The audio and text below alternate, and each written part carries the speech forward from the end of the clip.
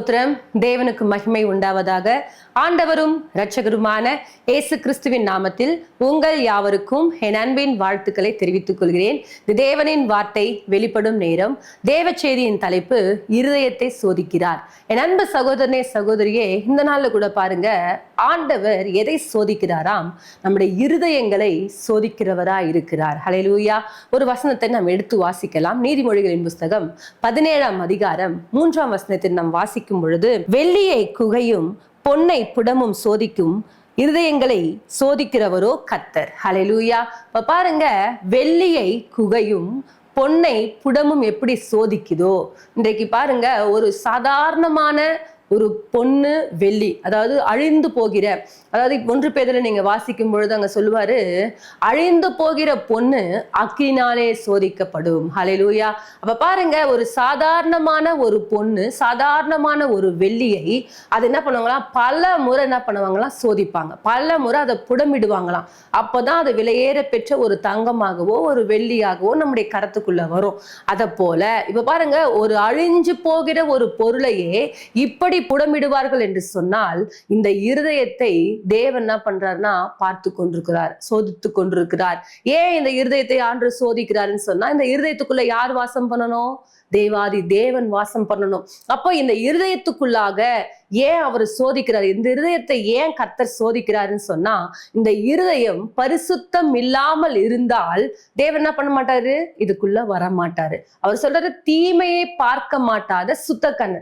அப்போ நாம ஆராதிக்கிற தேவன் நமக்குள்ள வாசம் பண்ணணும். அவர் பாருங்க, நம்ம கிட்ட ஆஸ்தி, அந்தஸ்து, பொண்ணு, பொருள் இதெல்லாம் எதுவுமே கேட்கலங்க. நம்ம கிட்ட கேட்கறதெல்லாம் நம்ம இருதயத்தை தான். ஆகவேதான் நீதிமொழிகளை வாசிக்கும் பொழுது, உன் இருதயத்தை என்ன பண்ணு, எனக்கு தா. அவ பாருங்க, ஆண்டவர் எதை கேட்கிறாரு? நம்முடைய இருதயத்தை கேட்கிறார். அப்போ இந்த சின்ன இருதயத்துக்குள்ள கர்த்தர் என்ன பண்றாரு? வாசம் பண்ணணும்னு சொல்லிட்டு பிரயாசப்படுறாரு. ஆகவேதான் ஆண்டவர் பாருங்க, உன் கண்ணை நான் சோதிக்கிறேன், உன் காலை நான் சோதிக்கிறேன், உன் வாயை நான் சோதிக்கிறேன், அப்படியெல்லாம் சொல்லல, உன் இருதயத்தை நான் சோதிக்கிறேன். ஹல்லேலூயா. இந்த இருதயத்துல தான் தேவன் என்ன பண்றாரு? வாசம் பண்ணி கொண்டிருக்கிறார். இந்த இருதயத்தை தான் தேவன் விரும்புகிறார். இந்த இருதயத்தை தான் கர்த்தர் என்ன பண்றாரா? சோதிக்கிறார். ஹல்லேலூயா. என் அன்பு தேவ பிள்ளைகளே, இன்றைக்கு உங்களுடைய வாழ்க்கையில நீங்கள் எதை தேவன் சோதிக்கிறார்னு சொன்னா, இருதயத்தை சோதிக்கிறார். முதலாவது என்ன பண்ணணும்? புரிந்து கொள்ளணும். அந்த இருதயத்தை நாம் சோதிக்கும் பொழுது, ஆகவேதான் தாவீது சொல்றாரு, என் இருதயத்தில் அக்கிரம சிந்தை கொண்டிருந்தேன், ஆனால் என் ஆண்டவர் எனக்கு செவி கொடுக்க மாட்டார். இன்றைக்கு நிறைய நேரங்கள்ல நம்முடைய ஜபங்கள் கேட்கப்படாமல் இருப்பதற்கு காரணம் என்ன தெரியுமா? நம்முடைய இருதயத்தை சோதித்து பார்க்கும் பொழுது அந்த இருதயத்துக்குள்ள என்ன இருக்கான்? வேதாகமத்திலிருந்து ஒரு வசனத்தை எடுத்து வாசிக்கலாம். மத்தேயு 15:19 வாசிக்கும் பொழுது, எப்படி எனில் இருதயத்திலிருந்து பொல்லாத சிந்தனைகளும், கொலை பாதகங்களும், விபச்சாரங்களும், வேசித்தனங்களும், களவுகளும், பொய் சாட்சிகளும், தூஷணங்களும் புறப்பட்டு வரும். ஹல்லேலூயா. அப்ப பாருங்க, இந்த இருதயத்துக்குள்ள என்னென்ன இருக்குன்னு பாருங்களேன். பொய் சாட்சிகள் இருக்கான், களவு இருக்கான், விபச்சாரம் இருக்கான், வேசித்தனம் இருக்கிறான். தேவனுக்கு பிரியமில்லாத அத்தனை காரியங்களும் இந்த இருதயத்துக்குள்ள இருக்கும் பொழுது எப்படிங்க ஆண்டவர் நம்ம ஜெபத்தை கேட்பாரு? இந்த இருதயம் இன்னைக்கு எப்படி தெரியுமா இருக்கு? தேவனுக்கு பிரியமில்லாமல் காணப்படுது. ஆகவே தேவ பிள்ளைகளே, நீங்க நினைச்சிட்டு இருக்கீங்க, வெளியில நான் நல்லா குளிச்சுட்டு நல்லா அழகா ட்ரெஸ் பண்ணி என்ன நல்லா இருந்தாலும் இந்த இருதயம் மாத்திரம் அழுக்கா இருக்கும்னு சொன்னா, அந்த இடத்துல தேவன் வாசம் பண்ண மாட்டாருங்க. வெளியில பாக்குறவங்களுக்கு வேணா நம்ம பரிசுத்தமாய் காணப்படலாம், வெளியில பாக்குறவங்களுக்கு வேணா நம்ம கரெக்டா இருக்கிறத போல காண்பித்து கொள்ளலாம். ஆனா உள்ள இருதயம் எப்படி தெரியுமா இருக்கு? இன்றைக்கு விபச்சாரத்தினால, வேசித்தனத்தினால, களவுகளினால, கொலை பாதகங்களினால, பொய்களினால, கசப்புனால, வெறுப்புனால, பொறாமையினால, எரிச்சலினால இந்த இருதயம் காணப்படும் பொழுது எப்படிங்க தேவன் வாசம் பண்ணுவார்? இருதயத்தை சோதிக்கிற ஒரு தேவன் நம்மை பார்த்து கொண்டே இருக்கிறார். தேவ பிள்ளைகளே, இன்றைக்கு இந்த வார்த்தைகளை கேட்டுக்கொண்டிருக்கிற நீங்கள், வெளி தோற்றத்தை தேவன் நம்ம பார்க்கல. ஆண்டவர் சொல்றாரு, மனுஷன் முகத்தை பார்ப்பான், தேவன் எப்படி பார்க்கிறாராம்? இருதயத்தை பார்க்கிறாராம். ஹல்லேலூயா. இந்த மனுஷன் தாங்க இந்த முகத்தை பார்ப்பான், ஆனால் தேவன் எதை திரும்ப பார்க்கிறாரு? இருதயத்தை மாத்திரம்தான் பார்க்கிறாரு. நீ வெளியில அழுக்கா இருந்தாலும் உள்ள சுத்தமா இருக்குன்னு சொன்னா உனக்குள்ள கர்த்தர் வாசம் பண்ணுவார்.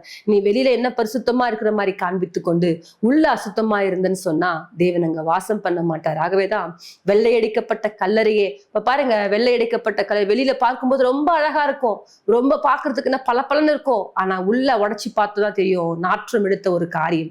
அதை போலதான் இன்றைக்கு நாம வெளியே நல்லா இருக்கிறத போல காண்பித்துக் கொள்றோம், ஆனா இருதயத்தை சோதித்து பார்க்க பார்க்கிற தேவன் நம்ம இருதயத்தை பார்க்கும் பொழுது அது அழுக்கா இருக்கும் என்று சொன்னால் அந்த இருதயத்துக்குள்ள தேவன் வாசம் பண்ண முடியாதுங்க. ஹல்லேலூயா. அன்பு தேவ பிள்ளைகளே, இன்றைக்கு இந்த வார்த்தைகளை கேட்டுக்கொண்டிருக்கிற உங்களுடைய வாழ்க்கையில கூட உங்கள் இருதயங்களை சோதிக்கிற ஒரு தேவன் இருக்கிறார். ஒரு அழிந்து போகிற ஒரு பொன்னையும் வெள்ளியையும் அப்படி புடமிட்டு அப்படி சோதித்து அதை ரெடி பண்ணுவாங்கன்னு சொன்னா உங்க இருதயத்துல தேவன் வாசம் பண்ணணுமே. அந்த இருதயத்தை கர்த்தர் எந்த அளவுக்கு சோதிப்பாரு. இந்த இருதயத்துக்குள்ளாக காணப்படுகிறதான எல்லா விதமான பாவ காரியங்களையும் இன்று தேவனிடத்துல என்ன பண்ணுங்க, அறிக்கை செய்து, ஆண்டவரே இந்த பாவங்களிலிருந்து எனக்கு ஒரு விடுதலை கொடுங்க. இந்த இருதயத்துக்குள்ள ஏன் ஆண்டவர் சோதிக்கிறாருன்னு சொன்னா, இருதயத்தை ஏன் கர்த்தர் சோதிக்கிறாருன்னு சொன்னா, இந்த இருதயத்துக்குள்ளாக பாவ காரியங்கள் இருக்கும் என்று சொன்னா நம்ம வாழ்க்கையில நிறைய அழிவுகள், நிறைய பிரச்சனைகள், நிறைய போராட்டங்கள் நம்ம வாழ்க்கையில வரும். வேதாகமத்திலிருந்து நாம் ஒரு வசனத்தை எடுத்து வாசிப்போம். அப்போஸ்தலரின் புஸ்தகம் 5ஆம் அதிகாரத்துல 3ஆம் வசனத்தை நாம் வாசிக்கும் பொழுது, பேதுரு அவனை நோக்கி, அனனியாவே, நிலத்தின் கிரயத்தின் ஒரு பங்கை வஞ்சித்து வைத்து பரிசுத்த ஆவியினிடத்தில் பொய் சொல்லும்படி சாத்தான் உன் இருதயத்தை நிரப்பினது என்ன? ஹல்லேலூயா. அன்றைக்கு பாருங்க, அனனியாவும் சப்பிரரும் என்ன பண்றாங்க, நிலத்தை விற்றாங்க. ஒரு பங்கு என்ன பண்றாங்க, வஞ்சித்து வைத்து கொண்டு. பேதுரு கேட்கிறாரு, இவ்வளவுக்கு தான் நிலத்தை விற்றீங்களான்னு கேட்கும் பொழுது அவன் சொல்றாங்க, ஆமா. அப்ப பாருங்க, ஒரு பங்கு என்ன பண்றாங்க, வஞ்சித்து வைத்து கொண்டாங்க. இதே அந்த ஆலயத்துல இருக்கவங்க எல்லாம் பார்த்திருப்பாங்க. அவங்க எல்லாம் என்ன நினைச்சிருப்பாங்க, அனனியாவும் சப்பிராலும் எவ்வளோ உண்மையா இருக்கிறாங்க பாரு, அவங்க நிலத்தை விற்று கடவுளுக்காக எப்படி தியாகமா என்ன பண்ணிருக்காங்க, கர்த்தருக்காக கொண்டு வந்து அந்த பணத்தை கொடுத்துருக்காங்க. மற்றவர்கள் பார்க்கும் பொழுது அவங்க கரெக்டா இருந்திருப்பாங்க. ஆனா இதயத்தை சோதிக்கிற ஒரு தேவன் இருக்கிறாரு இல்ல. அனனியா பாருங்க, ஒரு பங்கை வஞ்சித்து வைத்து கொண்டு, அது அவருடைய நிலங்க, அவர் விற்றதுங்க, அவருடைய பணங்க. அவர் சொல்லியிருக்கலாம், ஐயா இவ்வளவுக்கு 10 லட்சம் ரூபாய்க்கு வித்தாங்க ஐயா, நான் 9 லட்சம் ரூபாய் என்ன பண்ணேன், உங்களுக்கு கொடுக்குற 1 லட்சம் ரூபாய் நான் எடுத்து வச்சுக்கிறேன் சொன்னா ஒரு பிரச்சனையுமே இருந்திருக்காது. இவ்வளவுக்கு தானா விற்றீங்கன்னு கேட்ட போது ஆமான்னு சொல்லி ஒரு பொய் சொன்னாரு பாருங்க. இருதயத்தை சோதிக்கிறதே நாங்க வந்துட்டாரு. ஹல்லேலூயா. பரிசுத்த ஆவியின் இடத்துல பொய் சொல்லும்படிக்கு உன் இருதயத்தை நிரப்பினது என்ன? அப்ப பாருங்க, உடனே செத்து போயிடுறாரு. மனைவி வராங்க, அவங்களாச்சும் என்ன பண்ணிக்கலாம், கரெக்டா இருந்திருக்கலாம்ல. அவங்களும் அதே பொய் சொல்லி அவங்களும் இறந்து போயிட்டாங்க. அப்ப பாருங்க, இருதயத்தை சோதிக்கிற ஒரு தேவன் நம்மளை பார்த்து கொண்டிருக்கிற அந்த உணர்வு நமக்குள்ள என்ன பண்ணும், வரணும். உள்ளதை உள்ளதென்றும் இல்லதை இல்லை என்று தான் பண்ணுமா சொல்லக்கூடியவங்களா நம்ம இருக்கணும். தேவ பிள்ளைகளே, அனனியாவும் சப்பிராலும் இருதயத்தை பார்க்கிற தேவன் என்ன பண்றாங்க, மறந்து போயிட்டாங்க. ஆகவேதான் என்ன பண்ணாங்க, பொய் சொல்லி மரித்து போயிட்டாங்க. நெக்ஸ்ட் பாருங்க, யூதாஸ் காரியத்தை குறித்து பார்க்கிறோம். யூதாஸ் காரியத்து ஆண்டரோடு கூட தான் இருக்கிறாரு. ஆண்டருக்கு பிரியமான ஒரு பிள்ளையாதான் சுத்தி நிற்கிற மாதிரி இருக்கிறாரு. அவர் 12 சீஷர்கள்ல ஒரு முக்கியமான சீஷரா இருக்கிறாரு. பாருங்க, அவருடைய இருதயத்தை சாத்தான் நிரப்பி 30 வெள்ளிக்காசுக்கு என்ன பண்றாரு, ஆண்டவரை காட்டி கொடுக்கிறாரு. தேவ பிள்ளைகளே பாருங்க, ஆண்டரோட கூட தான் இருந்தாரு. எல்லாரும் நினைச்சிருப்பாங்க அவரும் பெஸ்டானவர் அப்படின்னு எல்லாருமே பார்த்திருப்பாங்க. ஆனா அந்த இருதயத்தை சோதிக்கிற ஒரு தேவன் இருக்கிறாரு இல்ல, அந்த தேவன் கரெக்டா நம்மளை நோட் பண்ணிட்டே இருப்பாரு. இன்றைக்கு கூட நம்முடைய ஜபங்கள் நிறைய நேரத்துல கேட்கப்படாததற்கு, நம்முடைய வாழ்க்கையில நிறைய நன்மைகளை நம்ம பெற்றுக்கொள்ள முடியாதபடிக்கு எது தெரியுமா தடையா காணப்படுது, நம்முடைய இருதயத்துல காணப்படுகிற ஒவ்வொரு பாவ காரியங்கள்.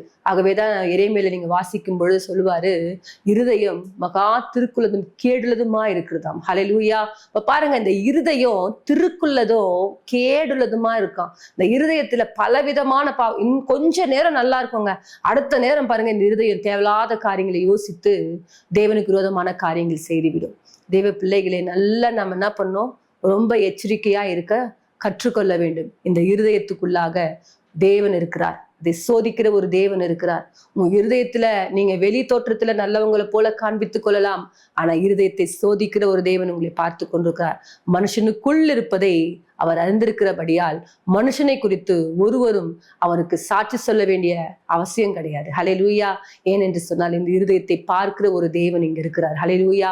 தேவ பிள்ளைகளே, அன்றைக்கு பாருங்க, அனனியாவும் சப்பிராலும் இருதயத்துல ஒரு பாவம் செய்தது நிமித்தம் அவங்க வெளியில சொல்லல, ஆனா உள்ளுக்குள்ள பாவம், அந்த பொய் அவங்களை அழிச்சு போட்டுச்சு. ஹல்லேலூயா.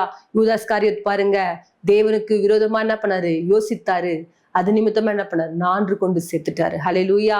தன் இருதயம் சுத்தம் இல்லாத போது அவர்கள் ஒரு அழிவை பார்க்கிறாங்க. ஹல்லேலூயா.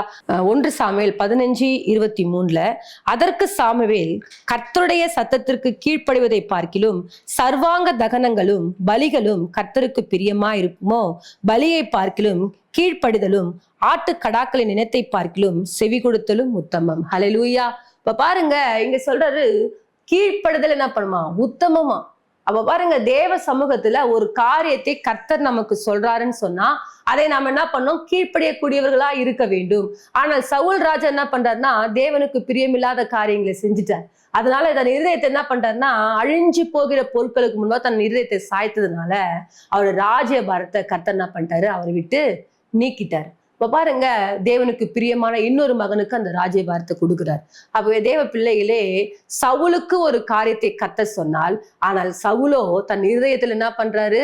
அழிந்து போகிற பொருட்களை வைத்து கொண்டிருந்ததுனால ராஜ்யபாரத்தை விட்டு விலகும்படிக்கு மாறி போயிட்டாரு. ஆகவே இன்றைக்கு இந்த வார்த்தைகளை கேட்டுக்கொண்டிருக்கிற உங்களுடைய வாழ்க்கையில நீங்கள் இந்த இருதயத்தை சோதிக்கிற ஒரு தேவன் உங்களை பார்த்து கொண்டிருக்கிறார் என்ற அந்த எண்ணம் உங்களுக்குள்ளாக வர வேண்டும். நம்ம இருதயத்துல நம்ம நினைக்கிறத கூட கர்த்தர் பார்த்து கொண்டே இருக்கிறார். ஆகவேதான் தாவீது சொல்றாரு, நினைவுகளை தூரத்திலிருந்து அறியறீங்க. இப்ப பாருங்க, நம்ம நினைவுகள் எல்லாம் கூட கர்த்தர் அறிஞ்சு கொண்டிருக்கிறார் பிள்ளைகளே. ஆகவே இன்றைக்கு நம்முடைய வாழ்க்கையில இந்த இருதயத்துல நம் பரிசுத்தமுள்ளவர்களாய் வாழ வேண்டும். இந்த இருதயத்துல நம் தூய்மையுள்ளவர்களாய் வாழ வேண்டும். நம்மை சோதிக்கிற ஒரு தேவன் இருக்கிறார். அன்னியாவும் சப்பிராலும் இருதயத்துல தூய்மை இல்லாமல் வாழ்ந்துட்டாங்க, மரிச்சு போயிட்டாங்க. யூதாஸ் காரியத்தை 4 கொண்டு செத்து போயிட்டாரு. ஏன்னு சொன்னா இருதயத்துல பாவம். இந்த பக்கம் பாருங்க, சவுல் ராஜா அழிந்து போகிற பொருட்கள் மேல ஆசை வைத்து தன்னுடைய வாழ்க்கையில ராஜ்யபாரத்தையே இழந்து போயிட்டாரு. ஹல்லேலூயா. இன்றைக்கு நாம் அப்படி ஆகாதபடிக்கு பாருங்க, அன்றைக்கு யோசேப்பு தேவனுக்கு பிரியமாய் வாழ்ந்தார். இந்த பார்வோனுடைய மனைவி என்ன பண்றாங்க? பாவம் செய்யும்படிக்கு தூண்டினாலும் அந்த பாவம் செய்யாதபடிக்கு விலகி ஓடினது நிமித்தமாக பாருங்க, ஆண்டவர் அந்த மகனை எந்த இடத்துல அடிமையா இருந்தாரோ அதே இடத்துல அந்த மகனை அதிபதியாய் கர்த்தர் மாற்றினார். காரணம், இருதயத்தில் இருக்கிற பரிசுத்தத்தை கர்த்தர் பார்த்தார். ஹல்லேலூயா. உங்களை இருதயத்தை சோதிக்கிற ஒரு தேவன் பார்க்கிறாரு இல்ல? உங்க இருதயம் பரிசுத்தமா இருந்துச்சுன்னா அதற்கேற்ற பலனை கர்த்தர் உங்களுக்கு கொடுப்பார். ஹல்லேலூயா. அன்றைக்கு பாருங்க, யோபு உத்தமனும் சன்மார்க்கனும் தேவனுக்கு பயந்து பொல்லாப்புக்கு விலகிறவன். ஹல்லேலூயா. தேவனே யோபுவை குறித்து சாட்சி சொல்றார். ஏன்னா யோபு இருதயத்துல தேவனுக்கு பரிசுத்தமாய் வாழ்ந்தார். ஹல்லேலூயா. ஆகவேதான் எல்லாவற்றை இழந்தாலும் ரெட்டிப்பான ஆசீர்வாதத்தை யோபுடைய வாழ்க்கையில கர்த்தர் தந்தார். ஹல்லேலூயா. அது மாத்திரமல்ல, நோயை பார்த்து கர்த்தர் சொல்றாரு, அங்க இருந்தவர்களுக்குள்ள நீதிமான் என்று சொல்றாரு. ஹல்லேலூயா. பாருங்க, எல்லாரும் பொல்லாத வழியில நடந்தாலும் நோவா கர்த்தருக்கு உத்தமமாய் நடந்தார். ஹல்லேலூயா. அவர்கள் காக்கப்படுகிறார்கள். தேவ பிள்ளைகளே, யாரொருத்தர் இருதயத்துல பரிசுத்தமா இருக்கிறாங்களோ அவர்களுக்கு விசேஷித்த ஆசீர்வாதங்களை கர்த்தர் கொடுக்கிறார். அவர்களுக்கு ஒரு மேன்மையை கர்த்தர் கொடுக்கிறார்.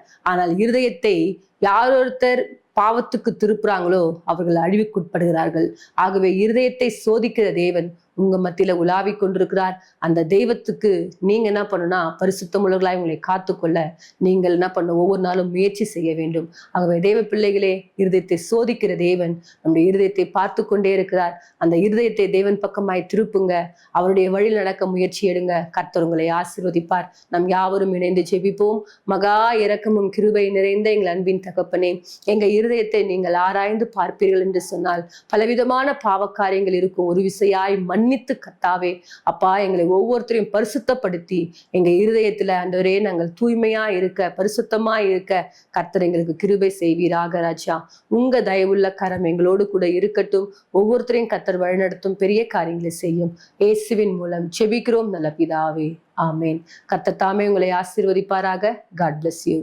நீங்கள் தொடர்பு கொள்ள வேண்டிய எங்கள் சபை முகவரி: இரட்சகர் இயேசு கிறிஸ்து திருச்சபை, நம்பர் 1, 5வது தெரு, புதுநல்லூர், சோமங்கலம் மெயின் ரோட், குண்டத்தூர், சென்னை 600069.